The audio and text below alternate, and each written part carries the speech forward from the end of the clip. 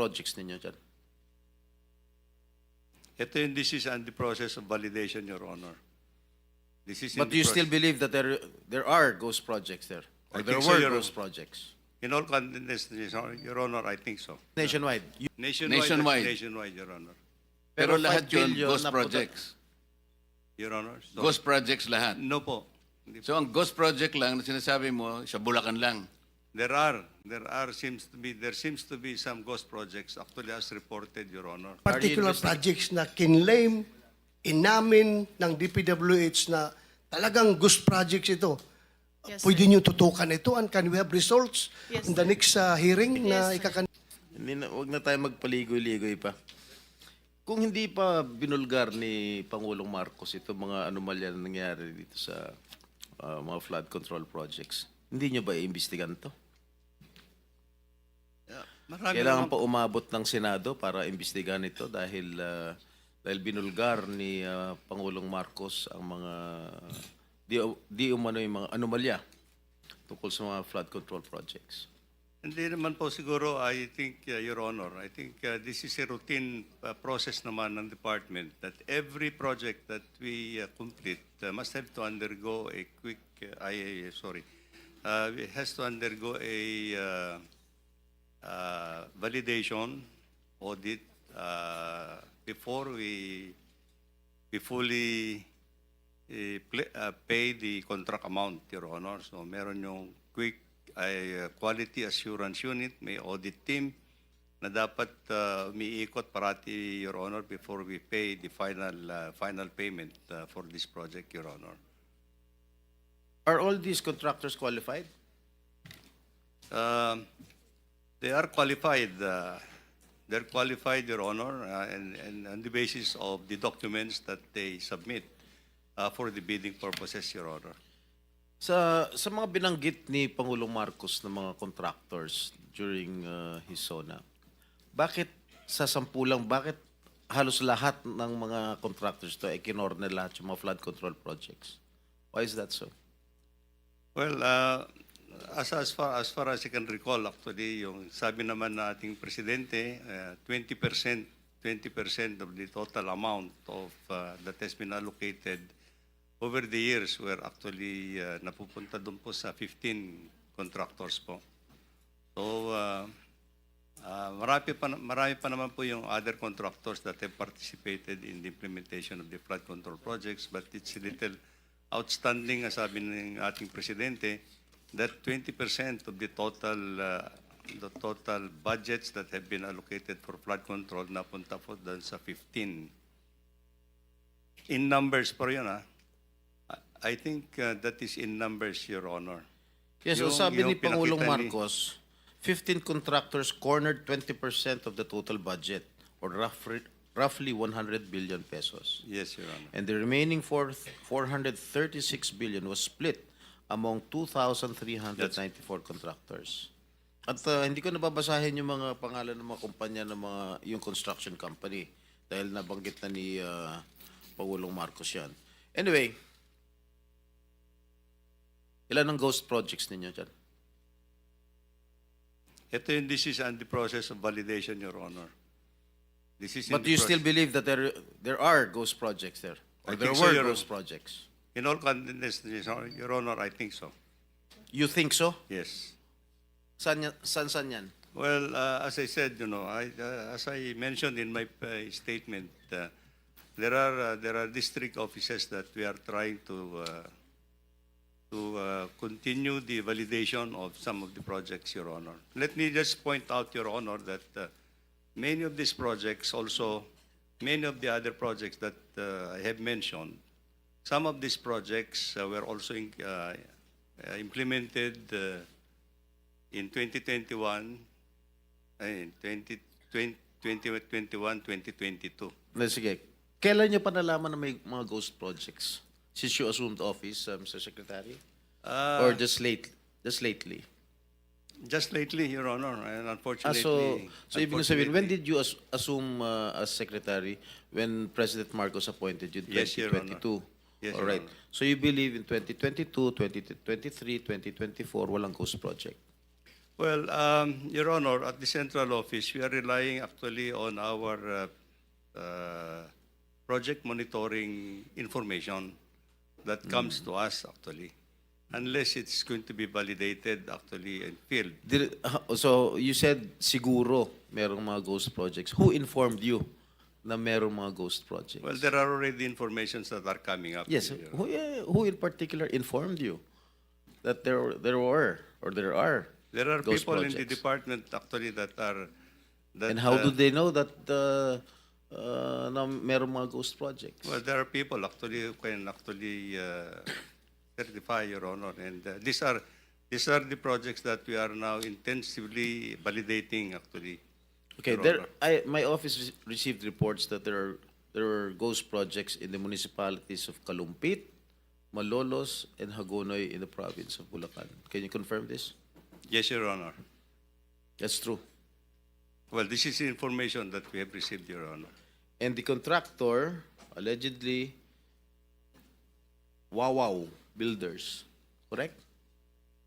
That's correct, Your Honor. And SYMS Construction. Am I correct? I don't recall that name, Your Honor. But Who is the owner of Wawaw Builders? Is he here? Is he present here?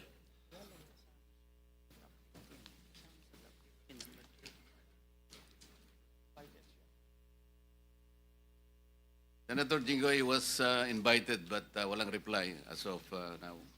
May I know who is the legitimate owner of this construction company? Mark Alan Arevalo. Alan Arevalo. All right. I think the committee already will issue a subpoena. All right. So, sa aking palagay, itong mga ghost projects na nabulgar na ngayon, siguro inaayos na nila. Tama? Para hindi malata na ghost. And I don't think that they will have that capability anymore, Your Honor, because I think if these were ghost projects in the first place, they would not have delivered the time actually to do anything at this point in time. The records will show that if there is no project at all that was implemented, and payment has been made, then it's on. Tapos na, nasunog na yung pera natin. That's actually. Alright, magkano ang anomaly. in-award dito sa sa Wawaw? Wawaw Builders. I don't have the figure right now, Mr. Chair, but I think it's predominantly. No. Meron mga figures dyan. Huwag niyo ako lulukuhin dito. Yeah. Labas niyo kung magkano yung in-award nila sa Wawaw Builders. Mga ghost projects. We'll wait for it.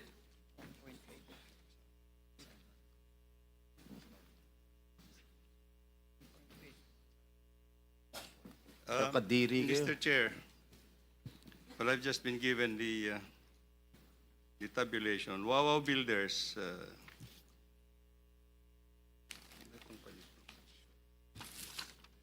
Wawaw Builders. The number of projects,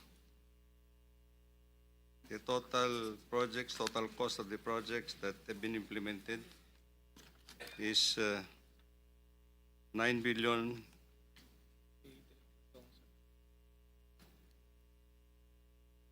9 million or 9 billion? 9 billion all over the country, Mr. Chair.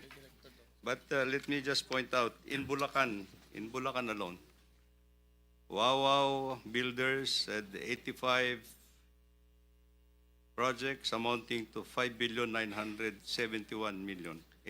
In Bulacan alone. What about the three municipalities that I mentioned? Kalumpit, Hagonoy, and what is this? Malolos.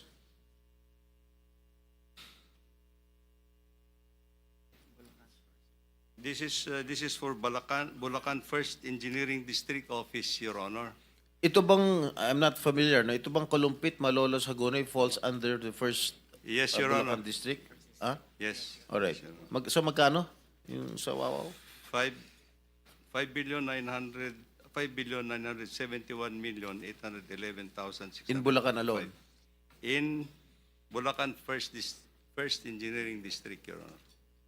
So yung 5 billion na inaward sa Wawaw Builders para sa province Bulacan First are engineering. all ghost projects. Correct? Hindi naman, Secretary, Your Honor. for the record, the total is 9 billion. That is nationwide. Nationwide. Nationwide, Your Honor. Pero Pero lahat 5 yun, billion ghost na projects. Your Honor. So, Ghost projects lahat. No po. Hindi po. So ang ghost project lang na sinasabi mo, sa Bulacan lang. There seems to be some ghost projects actually as reported, Your Honor. Are you investigating this right Yes, now? Your Honor. We're investigating it. What is the status of your investigation? They will be coming up with their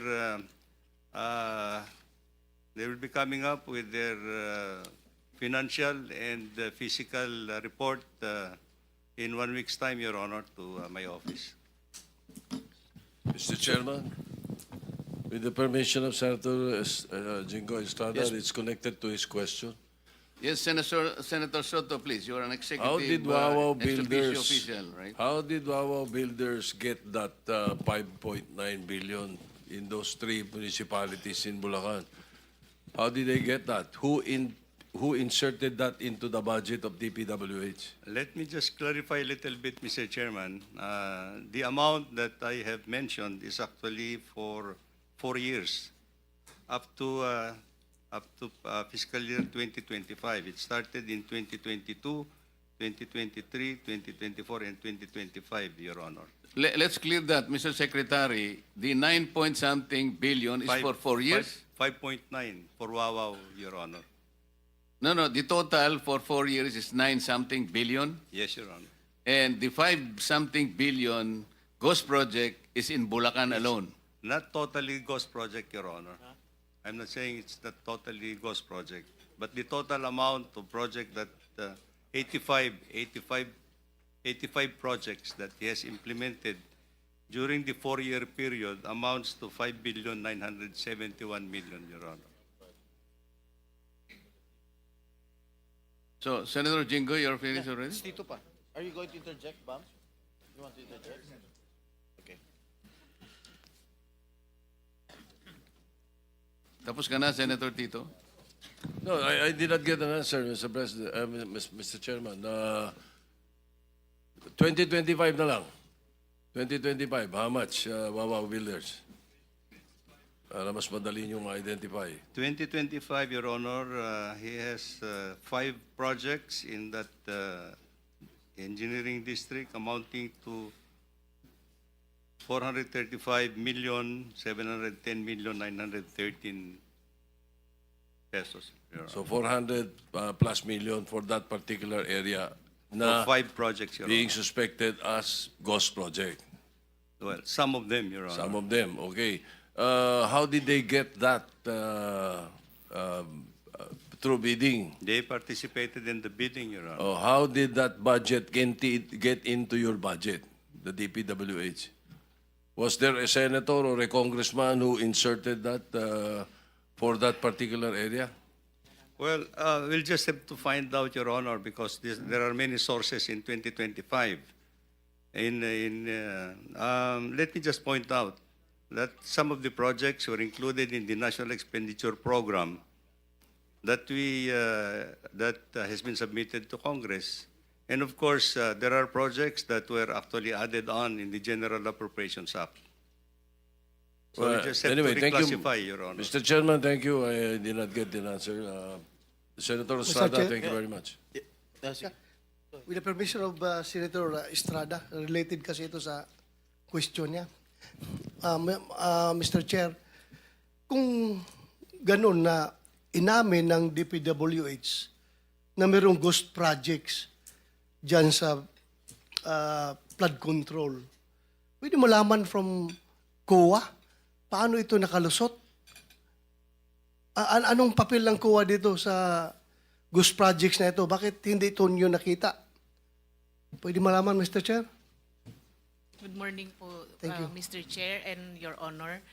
Based po sa aming mga reports na nakuha po from our regional and district engineering offices, ongoing pa lang po yung kanilang pag-collate ng mga observations, sir. Actually, sir, may mga observations naman po pero hindi ko po mako-conclude na pertaining po ito doon sa mga ghost projects. Marami naman po kasing observation ng mga auditors natin, sir, kasi marami din pong types of audit ang kinakandak ng mga auditors natin regularly, sir. May compliance. Yes, I mean for this particular projects na kinlaim, inamin ng DPWH na talagang ghost projects ito. Yes, Pwede sir. niyo tutukan ito and can we have results Yes, in the sir. next hearing na Yes, sir. ikakandak natin? Opo, sir. Actually, sir, meron na po tayong office order from our chairman, particularly para sa fraud audit po ng Bulacan, sir. Thank you for that. Thank you. Thank you. Mr. Chair, I hope Mr. Chairman. next hearing, ha? Yes, sir. Thank you. Opo.